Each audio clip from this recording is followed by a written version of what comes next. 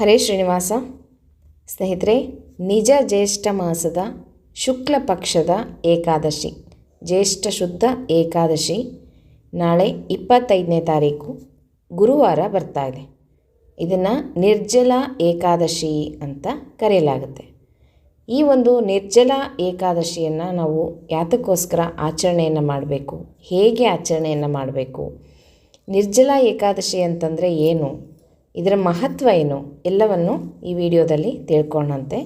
ಇದು ನಿಜ ಜ್ಯೇಷ್ಠ ಮಾಸ ಸ್ನೇಹಿತರೆ. ಯಾಕಂದರೆ ಆಷಾಢ ಮಾಸ ಅಂತ ಕೆಲವರೆಲ್ಲ ಕೇಳ್ತಾ ಇದ್ದೀರಾ. ಇದು ಆಷಾಢ ಮಾಸ ಅಲ್ಲ, ಇದು ನಿಜ ಜ್ಯೇಷ್ಠ. 2 ಜ್ಯೇಷ್ಠ ಮಾಸಗಳು ಬಂದಿದೆ. ಒಂದು ಅಧಿಕ ಜ್ಯೇಷ್ಠವನ್ನು ನಾವು ಆಗಲೇ ಕಳೆದಿದ್ದೀವಿ. ಇದು ನಿಜ ಜ್ಯೇಷ್ಠ. ಹಾಗಾಗಿ ನಿಜ ಜ್ಯೇಷ್ಠ ಮಾಸದಲ್ಲಿ ಬರ್ತಕ್ಕಂತಹ ನಿರ್ಜಲ ಏಕಾದಶಿಯನ್ನು ನಾವು 25ನೇ ತಾರೀಕು ಗುರುವಾರ ಆಚರಣೆಯನ್ನು ಮಾಡ್ತಾಯಿದ್ದೀವಿ. ಈ ಒಂದು ನಿರ್ಜಲ ಏಕಾದಶಿಯ ಮಹತ್ವ ಏನು ಅಂತ ತಿಳ್ಕೊಳ್ಳೋಣಂತೆ.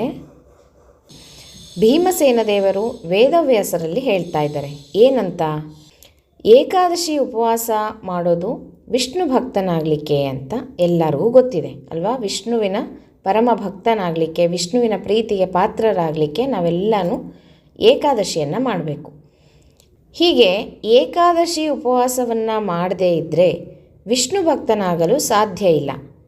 ಭೀಮಸೇನ ದೇವರು ಹೇಳ್ತಾ ಇದ್ದಾರೆ, ವೇದವ್ಯಾಸರೇ, ನಾನು ಎಷ್ಟು ಬೇಕಾದರೂ ದಾನ ಧರ್ಮ ಎಲ್ಲವನ್ನು ಮಾಡ್ತೀನಿ, ಆದರೆ ಉಪವಾಸವನ್ನು ಮಾಡಲಿಕ್ಕೆ ನನ್ನ ಕೈಲಿ ಆಗೋದಿಲ್ಲ, ನಾನು ಉಪವಾಸವನ್ನು ಮಾಡೋದಿಲ್ಲ ಅಂತ ಹೇಳ್ತಾ ಇದ್ದಾರೆ. ನೋಡ್ರಿ, ಭೀಮಸೇನ ದೇವರು ಅಂದರೆ ಭೀಮಸೇನ ದೇವರು ಏಕಾದಶಿ ಮಾಡೋದಿಲ್ಲ ಅಂತ ನಾವು ತಪ್ಪು ತಿಳಿಯಬಾರ್ದು. ಭೀಮಸೇನ ದೇವರು ಏಕಾದಶಿ ವ್ರತವನ್ನು ಮಾಡ್ತಾ ಇರ್ತಾರೆ.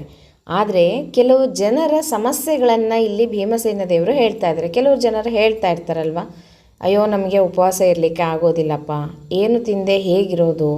ಅದರಲ್ಲೂ ಈ ಸಲ ಬಂದಿರೋದು ನಿರ್ಜಲ ಏಕಾದಶಿ. ನಿರ್ಜಲ ಏಕಾದಶಿ ಹೆಸರೇ ಸೂಚಿಸುವಂತೆ ನೀರನ್ನು ಸಹ ತಗೋಬಾರ್ದು, ಹಾಗೆ ನೀರು ಕುಡಿಯದೇನೆ ಮಾಡ್ತಕ್ಕಂಥ ಏಕಾದಶಿ ಇದು ನಿರ್ಜಲ ಏಕಾದಶಿ ಅಂತ ಹೇಳಲಾಗುತ್ತೆ. ಹೀಗೆ ಭೀಮಸೇನ ದೇವರು ವೇದವ್ಯಾಸರ ಹತ್ರ ಹೇಳ್ತಾ ಇದ್ದಾರೆ, ಏನು ಬೇಕಾದರೂ ನಾನು ದಾನ ಧರ್ಮಗಳನ್ನು ಮಾಡ್ತೀನಿ, ಆದರೆ ಉಪವಾಸ ಮಾತ್ರ ನನ್ನ ಕೈಯಿಂದ ಆಗೋದಿಲ್ಲ, ನಾನು ಮಾಡೋದಿಲ್ಲ ಅಂತ ಹೇಳ್ತಾ ಇದ್ದಾರೆ. ಆವಾಗ ವೇದವ್ಯಾಸರು ಹೇಳ್ತಾರಂತೆ, ಹಾಗಾದರೆ ನಿನಗೆ ಮರಣಾನಂತರ ನರಕ ಮಾತ್ರ ಗ್ಯಾರಂಟಿ ಪ್ರಾಪ್ತಿಯಾಗುತ್ತೆ, ನೀನು ನರಕಕ್ಕೆ ಬೀಳ್ತೀಯ. ಹಾಗೆ ನೀನು ನರಕಕ್ಕೆ ಹೋಗಬೇಕು ಅಂತ ಇದ್ದರೆ ಏಕಾದಶಿಯನ್ನು ಮಾಡಬೇಡ, ಉಪವಾಸವನ್ನು ಮಾಡಬೇಡ. ಇಲ್ಲ, ನನಗೆ ನರಕ ಬೇಡ ಅಂತ ಇದ್ದರೆ ಪ್ರತಿ ತಿಂಗಳು ಬರುವಂತಹ 2 ಉಪವಾಸಗಳನ್ನು ಖಂಡಿತವಾಗಿ ಆಚರಣೆಯನ್ನು ಮಾಡಲೇಬೇಕು ಅಂತ ಹೇಳಿ ಶಾಸ್ತ್ರ ನಿಯಮ ಮಾಡಿದೆ. ಹಾಗಾಗಿ ಮಾಡಲೇಬೇಕು ಅಂತ ವೇದವ್ಯಾಸರು ಹೇಳ್ತಾ ಇದ್ದಾರೆ. ಶುಕ್ಲ ಪಕ್ಷದ ಏಕಾದಶಿ ಹಾಗೆಯೇ ಕೃಷ್ಣ ಪಕ್ಷದ ಏಕಾದಶಿ, ತಿಂಗಳಿಗೆ 2 ಉಪವಾಸಗಳನ್ನು ತಪ್ಪದೇ ಮಾಡಬೇಕು. ಯಾವುದೇ ವ್ರತ ನೇಮ ಮತ್ತು ಯಾವುದೇ ಪೂಜೆಗಳು ಏನು ಬಿಟ್ಟರೂ ಪರವಾಗಿಲ್ಲ, ಏಕಾದಶಿ ವ್ರತ ಮಾತ್ರ ಯಾರೂ ಸಹ ತಪ್ಪಿಸೋ ಹಾಗಿಲ್ಲ. ಏಕಾದಶಿ ವ್ರತವನ್ನು ಮಾಡಲೇಬೇಕು ಅಂತ ಕಂಪಲ್ಸರಿಯಾಗಿ ಶಾಸ್ತ್ರದಲ್ಲಿ ಹೇಳಿದ್ದಾರೆ. ಪ್ರತಿಯೊಬ್ಬರು ಏಕಾದಶಿ ವ್ರತಕ್ಕೆ ಮಾತ್ರ ಯಾವುದೇ ಜಾತಿ ಭೇದಗಳಿಲ್ಲ. ಪ್ರತಿಯೊಬ್ಬರು ಮನುಷ್ಯರಾಗಿ ಹುಟ್ಟಿದ ಮೇಲೆ ಪ್ರತಿಯೊಬ್ಬರೂ ಸಹ ಏಕಾದಶಿ ವ್ರತವನ್ನು ಆಚರಣೆಯನ್ನು ಮಾಡಲೇಬೇಕು ಅಂತ ಹೇಳಿ ಇಲ್ಲಿ ವೇದವ್ಯಾಸರು ನಮಗೆ ತಿಳಿಸ್ಕೊಡ್ತಾ ಇದ್ದಾರೆ. ನಾವು ಮಾಡುವಂಥ ತಪ್ಪುಗಳಿಗೆ ಪ್ರಾಯಶ್ಚಿತ್ತ ಈ ಏಕಾದಶಿ ಅಂತ ಹೇಳ್ತಾ ಇದ್ದಾರೆ. ನಾವು ಅನೇಕ ತಪ್ಪುಗಳನ್ನು ಮಾಡ್ತೀವಿ, ಪಾಪಗಳನ್ನು ಮಾಡ್ತಾ ಇರ್ತೀವಿ. ಅದಕ್ಕೆಲ್ಲ ಪ್ರಾಯಶ್ಚಿತ್ತ ಏನು ಅಂತಂದರೆ ಒಂದೇ ಒಂದು ಏಕಾದಶಿ. ಇಂಥ ಏಕಾದಶಿಯನ್ನು ಭಕ್ತಿಪೂರ್ವಕವಾಗಿ ಮಾಡಿ ಭಗವಂತನಿಗೆ ಅರ್ಪಣೆಯನ್ನು ಮಾಡಿದರೆ ನಾವು ಮಾಡಿದಂತಹ ತಪ್ಪುಗಳು ಪಾಪಗಳೆಲ್ಲನೂ ಪರಿಹಾರ ಆಗಿ ಹೋಗುತ್ತೆ ಅಂತ ಹೇಳ್ತಾ ಇದ್ದಾರೆ. ಆಗ ಭೀಮಸೇನ ದೇವರು ಕೇಳ್ತಾ ಇದ್ದಾರಂತೆ, ಕಲಿಯುಗದಲ್ಲಿ ಜನರು ಸ್ವಲ್ಪ ಕಷ್ಟಪಟ್ಟು ಏಕಾದಶಿ ವ್ರತವನ್ನು ಮಾಡಲಿಕ್ಕೆ ಹಿಂಜರಿತಾರೆ, ಉಪವಾಸ ಇರಲಿಕ್ಕೆ ಆಗೋದಿಲ್ಲ ಅಂತ ಹೇಳ್ತಾರೆ. ಆರೋಗ್ಯದ ಸಮಸ್ಯೆಯಿಂದ ಆಗಿರ್ಬೋದು, ಅಥವಾ ಕೆಲವೊಬ್ಬರಿಗೆ ತಿನ್ನಲಿಕ್ಕೆ ಇಲ್ಲದೇ ಇದ್ದರೆ ಹಾಗೆ ಇರಲಿಕ್ಕೆ ಸಾಧ್ಯ ಆಗೋದಿಲ್ಲ. ಇಂಥ ಪರಿಸ್ಥಿತಿಗಳು ಇರ್ಬೋದು. ಹಾಗಿದ್ದಾಗ ಏನು ಮಾಡಬೇಕು ಅಂತ ಹೇಳಿ ಭೀಮಸೇನ ದೇವರು ಕೇಳ್ತಾ ಇದ್ದಾರೆ. ಆಗ ವೇದವ್ಯಾಸರು ಹೇಳ್ತಾರಂತೆ, ನೋಡ್ರಿ, ಕಲಿಯುಗದಲ್ಲಿ ಯಾವುದೇ ಕರ್ಮಾಚರಣೆಯನ್ನು ಮಾಡಲಿಕ್ಕೆ ಅಂದರೆ ಶಾಸ್ತ್ರ ಹೇಳಿದ ರೀತಿಯಲ್ಲಿ, ಶಾಸ್ತ್ರ ನಿಷಿದ್ಧ ಕರ್ಮಾಚರಣೆಗಳಲ್ಲ, ಶಾಸ್ತ್ರ ಹೆಂಗೆ ಹೇಳಿದೆಯೋ ಆ ರೀತಿಯಲ್ಲಿ ಕರ್ಮಾಚರಣೆಗಳನ್ನು ಮಾಡಬೇಕು ಅಂದರೆ ಅದು ಕಷ್ಟ ಆಗುತ್ತೆ. ಯಾಕೆ ಕಷ್ಟ ಆಗುತ್ತೆ ಅಂತಂದರೆ, ಒಂದು ಮನಸ್ಸು ಸ್ಥಿರವಾಗಿ ಸ್ಥಿಮಿತದಲ್ಲಿ ಇರೋದಿಲ್ಲ. ಮನಸ್ಸು ಕೊಟ್ಟು ನಾವು ಯಾವುದೇ ಧರ್ಮ ಕಾರ್ಯಗಳನ್ನು ಸರಿಯಾಗಿ ಮಾಡೋದಿಲ್ಲ, ಇದು ಮುಖ್ಯವಾಗಿ. ಎರಡನೆಯದು, ಪದಾರ್ಥಗಳು ಶುದ್ಧವಾಗಿ ಇರೋದಿಲ್ಲ. ಈಗ ನಾವು ಯಾವುದೇ ತೊಗೊಂಡ್ರೂ ಸಹ ಕಲುಷಿತವಾಗಿರುತ್ತೆ, ಪದಾರ್ಥಗಳಲ್ಲಿ ಶುದ್ಧತೆ ಇರೋದಿಲ್ಲ, ಮತ್ತು ಕೆಮಿಕಲ್ ಮಿಕ್ಸ್ಡ್ ಆಗಿರುತ್ತೆ, ಹೀಗೆಲ್ಲ ಆಗಿರುತ್ತೆ. ಮತ್ತು ವಾತಾವರಣವೂ ಸಹ ಶುದ್ಧವಾಗಿಲ್ಲ, ವಾತಾವರಣವೂ ಕಲುಷಿತವಾಗಿಬಿಟ್ಟಿದೆ. ಅದಕ್ಕಾಗಿ ಕಲಿಯುಗದಲ್ಲಿ ಪಾಪಗಳನ್ನು ಕಳೆದುಕೊಳ್ಳಿಕ್ಕೆ ಸ್ವಲ್ಪ ಕಷ್ಟಪಡಬೇಕಾಗುತ್ತೆ ಅಂತ ವೇದವ್ಯಾಸರು ಹೇಳ್ತಾ ಇದ್ದಾರೆ. ಹಾಗೆ ಕಷ್ಟಪಟ್ಟು ಈ ರೀತಿಯ ಏಕಾದಶಿಗಳನ್ನು ಆಚರಣೆಯನ್ನು ಮಾಡಿದ್ರೆ ಅದರಿಂದ ತುಂಬ ಫಲ ಸಿಗುತ್ತೆ ಅಂತ ವೇದವ್ಯಾಸರು ಇಲ್ಲಿ ತಿಳಿಸ್ತಾ ಇದ್ದಾರೆ. ನೋಡ್ರಿ, ಇಷ್ಟು ಮಾಡಿದರೆ ಸಾಕು, ತುಂಬ ಸಿಂಪಲ್, ಏನೂ ಶ್ರಮ ಇಲ್ಲ, ಏನೂ ಖರ್ಚಿಲ್ಲ, ಮತ್ತು ಏನೂ ತೊಂದರೆ ಆಗೋದಿಲ್ಲ. ದೇಹಕ್ಕೂ ಅಷ್ಟೇ, ಆರೋಗ್ಯಕ್ಕೂ ಅಷ್ಟೇ. ಉಪವಾಸ ಮಾಡಿದಷ್ಟು ನಮ್ಮ ಆರೋಗ್ಯ ತುಂಬ ಸುಧಾರಿಸುತ್ತೆ. ಎಷ್ಟೇ ಕಾಯಿಲೆಗಳಿದ್ರೂ ಒಂದು ಏಕಾದಶಿಯನ್ನು ಮಾಡಿ ನೋಡ್ರಿ. ಸಾಧ್ಯವಾದರೆ ನಿರ್ಜಲ ಮಾಡಿರಿ, ಆಗದೇ ಇದ್ದರೆ ನೀರನ್ನು ಕುಡೀರಿ, ಹಾಲನ್ನು ಕುಡೀರಿ, ಹಣ್ಣನ್ನು ತಿನ್ನಿರಿ. ಮತ್ತು ಈ ರೀತಿಯಾಗಿ ಏಕಾದಶಿಯನ್ನು ಮಾಡಿ ಒಮ್ಮೆ ಮಾಡಿ ನೋಡ್ರಿ, ಆರೋಗ್ಯದಲ್ಲಿ ಎಷ್ಟೋ ಸುಧಾರಣೆ ಬರುತ್ತೆ. ಕಾಯಿಲೆಗಳೆಲ್ಲನೂ ಕಾಲಕ್ರಮೇಣ ಕಡಿಮೆ ಆಗ್ತಾ ಹೋಗುತ್ತೆ. ಹಾಗೆ ಇಂಥ ಏಕಾದಶಿಗಳನ್ನು ಮಾಡೋದ್ರಿಂದ ಹೆಚ್ಚು ಫಲವನ್ನು ನಾವು ಪಡಿಬೋದು ಅಂತ ಇಲ್ಲಿ ತಿಳಿಸ್ತಾ ಇದ್ದಾರೆ. ಇಷ್ಟು ಮಾಡಿದರೆ ಸಾಕು, ತುಂಬ ಸಿಂಪಲ್ ಅಂತ ಇಲ್ಲಿ ವೇದವ್ಯಾಸರು ಹೇಳ್ತಾ ಇದ್ದಾರೆ. ಭಗವಂತನಲ್ಲಿ ನಾವು ಭಕ್ತಿಯಿಂದ ಪ್ರಾರ್ಥನೆಯನ್ನು ಮಾಡ್ಕೋಬೇಕು. ಭಗವಂತ, ನಾನು ಈ ರೀತಿಯಾಗಿ ಏಕಾದಶಿ ವ್ರತವನ್ನು ಆಚರಣೆಯನ್ನು ಮಾಡ್ತಾ ಇದ್ದೀನಿ, ನನ್ನಲ್ಲಿ ನಿಂತು ನೀನು ಈ ಒಂದು ಧರ್ಮ ಕಾರ್ಯವನ್ನು ಮಾಡಿಸ್ಬೇಕು, ಯಾವುದೇ ರೀತಿಯ ವಿಘ್ನಗಳು ಬರದೇ ಇರೋ ಥರ ನೀನೇ ನೋಡ್ಕೋಬೇಕು ತಂದೆ, ನನಗೆ ಆ ಶಕ್ತಿ ಮತ್ತು ಭಕ್ತಿ ಎರಡನ್ನೂ ಕೊಡು ತಂದೆ ಅಂತ ಹೇಳಿ ಭಗವಂತನ ಹತ್ರ ಬೇಡಿಕೊಂಡು ಪ್ರಾರ್ಥನೆ ಮಾಡಿ ಸಂಕಲ್ಪಪೂರ್ವಕವಾಗಿ ಏಕಾದಶಿಯನ್ನು ಮಾಡಲಿಕ್ಕೆ ಪ್ರಾರಂಭ ಮಾಡಿದ್ರೆ ಯಾವುದೇ ರೀತಿಯ ವಿಘ್ನಗಳು ಬರೋದಿಲ್ಲ. ಬೇರೆಯವರಿಗೆ ನಾವು ಫಲಹಾರ ತಿಂಡಿಗಳನ್ನು ಮಾಡಿಕೊಡುವಂಥ ಪರಿಸ್ಥಿತಿ ಇದ್ರೂ ಸಹ ನಮಗೆ ತಿನ್ನಬೇಕು ಅಂತ ದೇವರು ಮನಸ್ಸು ಕೊಡೋದಿಲ್ಲ. ಹಾಗೆ ಮಾಡ್ತಾನೆ ದೇವರು. ಅದು ನಮಗೆ ಸ್ಥಿರವಾದಂಥ ಭಕ್ತಿ, ದೃಢವಾದಂಥ ಭಕ್ತಿ ಮನಸ್ಸಿನಲ್ಲಿ ಇರಬೇಕು. ನಾನು ಮಾಡ್ತೀನಿ, ಭಗವಂತ ನನ್ನಲ್ಲಿ ಮಾಡಿಸ್ತಾನೆ, ಆ ಶಕ್ತಿ ಇದೆ ನನ್ನಲ್ಲಿ ಅಂತ ಪೂರ್ಣ ವಿಶ್ವಾಸವನ್ನು ಇಟ್ಟು ಏಕಾದಶಿಯನ್ನು ಮಾಡಿ ನೋಡ್ರಿ.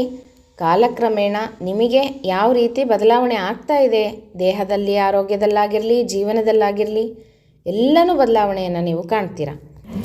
ಹಾಗೆ ಈ ಒಂದು ನಿಜ ಜ್ಯೇಷ್ಠದಲ್ಲಿ ನಾವು ಆಚರಣೆ ಮಾಡ್ತಕ್ಕಂಥ ಈ ಒಂದು ನಿರ್ಜಲ ಏಕಾದಶಿ ಅತ್ಯಂತ ಪುಣ್ಯ ಫಲದಾಯಕವಾದದ್ದು ಅಂತ ಹೇಳಿ ವೇದವ್ಯಾಸರು ತಿಳಿಸ್ತಾ ಇದ್ದಾರೆ. ಈ ಏಕಾದಶಿ ಆಚರಣೆಯಿಂದ 1 ವರ್ಷ ಏಕಾದಶಿ ಮಾಡಿದಂಥ ಪುಣ್ಯ ನಮಗೆ ಸಿಗುತ್ತೆ ಅಂತ ವೇದವ್ಯಾಸರು ಹೇಳ್ತಾ ಇದ್ದಾರೆ. ನೋಡ್ರಿ, ಏಕಾದಶಿ ವ್ರತವನ್ನು ಮಾಡಿದವರಿಗೆ ಯಮಭಟರ ದರ್ಶನನೇ ಆಗೋದಿಲ್ಲ ಅಂತ ಹೇಳ್ತಾರೆ.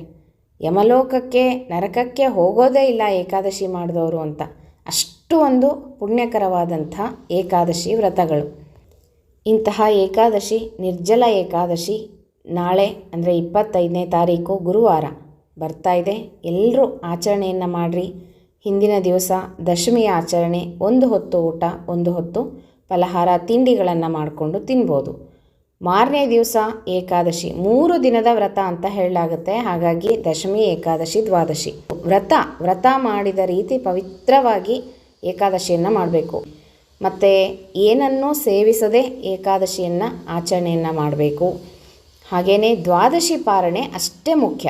ಏಕಾದಶಿಯನ್ನು ಎಷ್ಟು ಭಕ್ತಿಯಿಂದ ಮಾಡ್ತೀವೋ ದ್ವಾದಶಿಯ ಪಾರಣೆಗೆ ಅಷ್ಟೇ ಮಹತ್ವ ಇದೆ ಸ್ನೇಹಿತರೆ. ಹಾಗಾಗಿ ಪಾರಣೆಯ ಸಮಯ ಅಂತ ಹೇಳಿರ್ತೀನಲ್ವ, ಆ ಸಮಯವನ್ನು ನೋಡಿಕೊಂಡು ಅಷ್ಟೊತ್ತಿಗೆ ನೀವು ಊಟವನ್ನು ಮಾಡಬೇಕು. ಅನ್ನವನ್ನು ಮಾಡಿಕೊಂಡು ದೇವರಿಗೆ ನೈವೇದ್ಯವನ್ನು ಮಾಡಿ ಊಟವನ್ನು ಮಾಡಬೇಕಾಗತ್ತೆ. ಇದು ಅತ್ಯಂತ ಪವಿತ್ರವಾದಂಥ ಏಕಾದಶಿ, ನಿರ್ಜಲ ಏಕಾದಶಿ. ಎಲ್ಲರೂ ತಪ್ಪದೇ ಆಚರಣೆಯನ್ನು ಮಾಡಿರಿ. ಸಾಧ್ಯವಾದಷ್ಟು ಪ್ರಯತ್ನವನ್ನು ಮಾಡಿರಿ. ಅತ್ಯಂತ ಪುಣ್ಯವನ್ನು ನೀವು ಪಡೀಬೋದು. ಹಾಗಾಗಿ ಹೇಳ್ತಾ ಇದ್ದೀನಿ, ಈ ರೀತಿಯಾದಂಥ ದಶಮಿ, ಏಕಾದಶಿ ಮತ್ತು ದ್ವಾದಶಿ 1 ಹೊತ್ತು ಬೆಳಗ್ಗೆ ಊಟ, ಸಾಯಂಕಾಲ ಏನಾದರೂ ತಿಂಡಿ ಫಲಹಾರಗಳನ್ನು ಮಾಡಿಕೊಂಡು ತಿನ್ಬೋದು. ಈ ರೀತಿಯಾಗಿ 3 ದಿನಗಳ ವ್ರತಾಚರಣೆ ಎಲ್ಲರೂ ತಪ್ಪದೇ ಮಾಡಿರಿ. ಈ ಒಂದು ನಿರ್ಜಲ ಏಕಾದಶಿಗೆ ಉದುಕುಂಬ ದಾನವನ್ನು ಕೊಡೋದು ತುಂಬ ಶ್ರೇಷ್ಠ. ಒಂದು ಹಿತ್ತಾಳೆ ಅಥವಾ ತಾಮ್ರದ ಕೊಡವನ್ನು ತಗೊಂಡು, ತಂಬಿಗೆಯನ್ನು ತಗೊಂಡು ಅದರಲ್ಲಿ ನೀರನ್ನು ತುಂಬಿಸಿ ದಕ್ಷಿಣೆ ಸಹಿತ ದಾನವಾಗಿ ಕೊಡಬೇಕು. ಇದು ಅತ್ಯಂತ ಪುಣ್ಯಕರವಾದಂಥ ದಾನ ಅಂತ ಕರೆಸ್ಕೊಳ್ಳುತ್ತೆ. ಜನ್ಮ ಜನ್ಮಾಂತರಕ್ಕೂ ನಮಗೆ ಇದು ಪುಣ್ಯವನ್ನು ತಂದುಕೊಡುತ್ತೆ. ಹಾಗೆ ಗೋದಾನವನ್ನು ಮಾಡ್ಬೋದು, ತುಂಬ ಶ್ರೇಷ್ಠ. ವಸ್ತ್ರದಾನವನ್ನು ಮಾಡ್ಬೋದು, ಛತ್ರಿ, ಚಪ್ಪಲಿ, ಪಾದರಕ್ಷೆಯನ್ನು ದಾನ ಮಾಡ್ಬೋದು, ಬಂಗಾರವನ್ನು, ಸುವರ್ಣ ದಾನವನ್ನು ಮಾಡ್ಬೋದು, ಅನ್ನದಾನವನ್ನು ಮಾಡ್ಬೋದು. ದ್ವಾದಶಿ ದಿನ ಅನ್ನದಾನವನ್ನು ಊಟಕ್ಕೆ ಹಾಕೋದು ಬ್ರಾಹ್ಮಣರಿಗೆ, ಅಥವಾ ಮಠಗಳಲ್ಲಿ ದ್ವಾದಶಿ ದಿನ ಪಾರಣೆಗೋಸ್ಕರ ಬರೆಸೋದು, ಈ ರೀತಿಯಾಗಿ ಮಾಡಿ ಅನ್ನದಾನವನ್ನು ಮಾಡ್ಕೋಬೋದು. ಇದಿಷ್ಟು ಏಕಾದಶಿ ಅಂದರೆ ನಿರ್ಜಲ ಏಕಾದಶಿಯ ಮಹತ್ವ ಮತ್ತು ಹೇಗೆ ಆಚರಣೆಯನ್ನು ಮಾಡಬೇಕು ಅಂತ ತಿಳಿಸ್ಕೊಟ್ಟೆ.